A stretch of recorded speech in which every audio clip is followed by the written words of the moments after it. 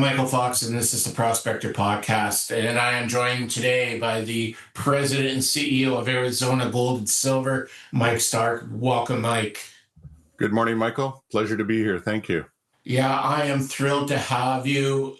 There are some exciting things happening with your company, and if you can't get excited about what's going on right now, you're really in the wrong space. So before we get into all that, though, Mike, let's give everybody a quick overview of the company and what you're doing and where you're doing it.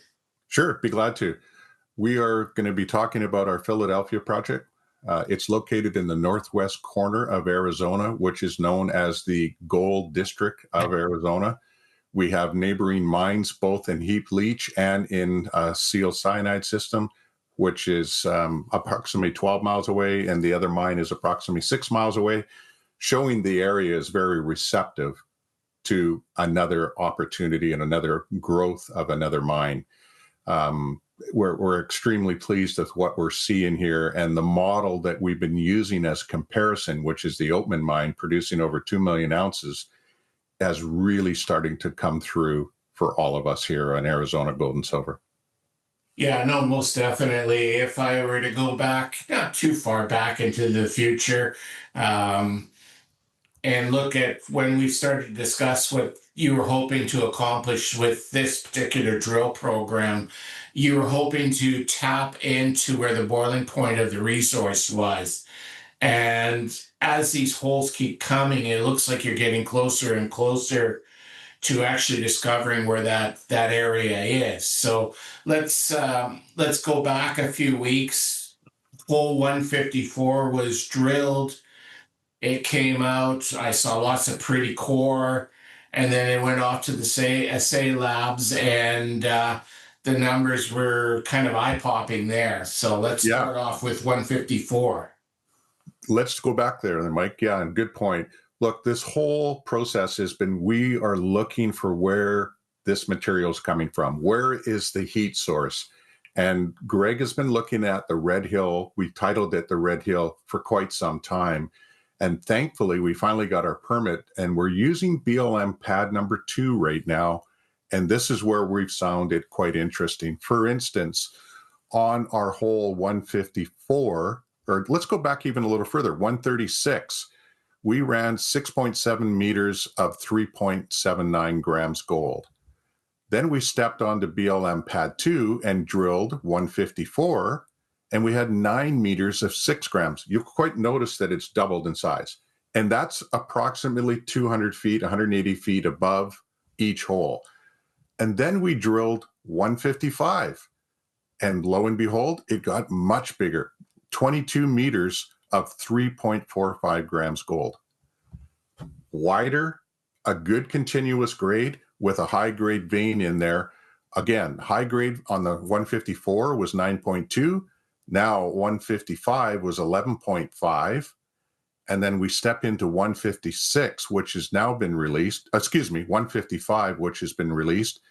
And we get the same, almost identical width, 22 meters, but we've got a tremendous amount of new high grade, 1.83 meters of 5.73, 1 meter, 1.1 meter, matter of fact, of 9.91, 1.5 meters of 14 grams, and then again, a 1.5 meters of 5.78.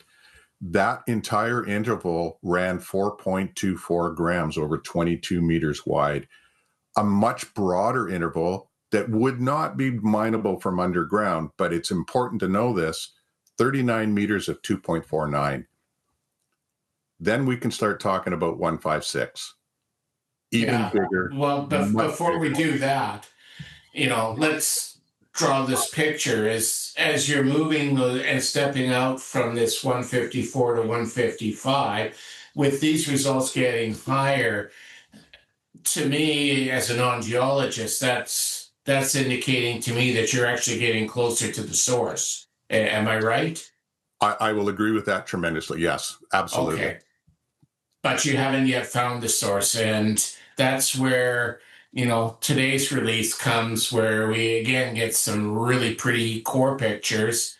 And what you didn't show was the picture of Greg with a giant smile on his face next to the core picture, maybe pointing, giving a thumbs up because,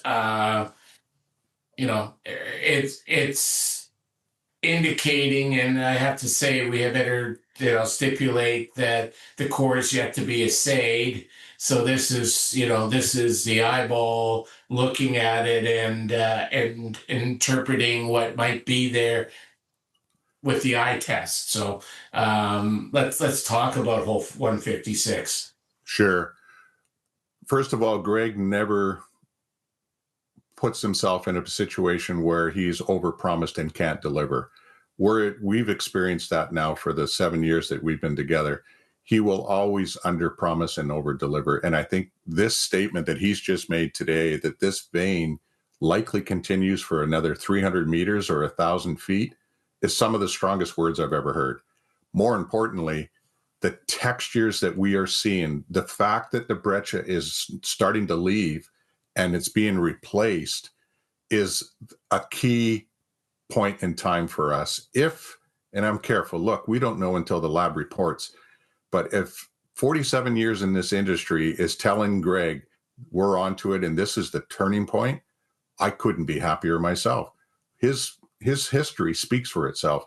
This man knows what he's doing, and he's showing us with every drill hole, it's getting bigger and bigger.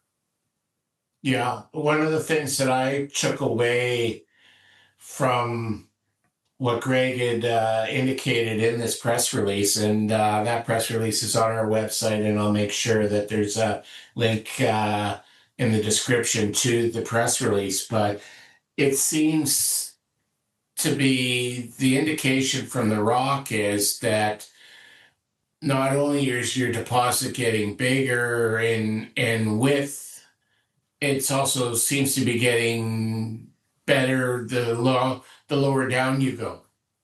And then again, that's a classic of the Oatman model that we've been mirroring for the last 3 years. That's exactly right, Mike.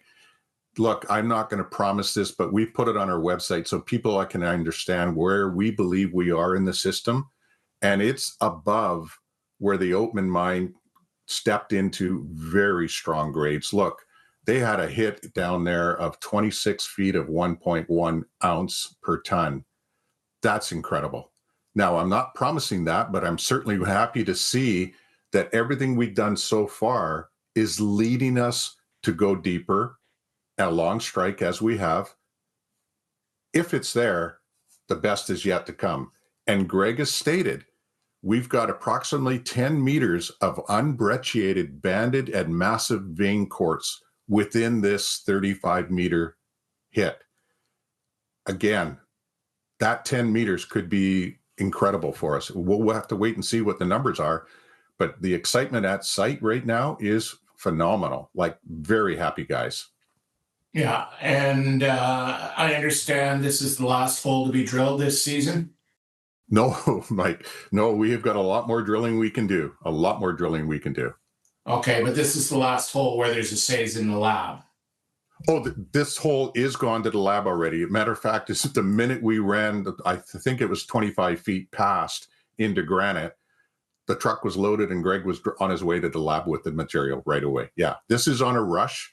So we will get this back just as soon as we can. You'll notice on the last 2 holes that we got them back very quickly. And we're excited that we can share this as soon as possible. Okay, perfect. So the way I look at this, you've got the Oatman as a guide. You barely scratched the surface of this red hill. Exactly. We see right now about 1 kilometer of strike length, and going down dip, we're at 1,000 feet. Greg sees that it could go down to 2,000 feet or more. So we've been looking at another model, and it's called the Merlin deposit. And if you take the time to look at that, that goes down 2,800 feet. I mean, that's a massive long ways down. I'm not going to go out over my skis and start thinking about that. But I'm just very content that we can say there's likely another 1,000 feet or 300 meters here yet to see on such a robust, strong vein system of high grade as well. Okay, so basically then we've drilled about 3 holes into this so far. Does Greg think you've actually hit the heat source, or are we still looking for the heat source and more step outs are required to find that? How about this, Mike? We have only looked at 2.5% of our property on the Philadelphia property. We have only looked at 80 acres out of our 3,300 acre parcel. There is a tremendous more to see here. Now, look, I'm not promising every acre's got an ounce of gold to it, but the area that we're looking is extremely small compared to the package of land that we have. And there's a lot more exciting things going on the eastern section that it has an anomaly out there, we believe as much as 25 times larger.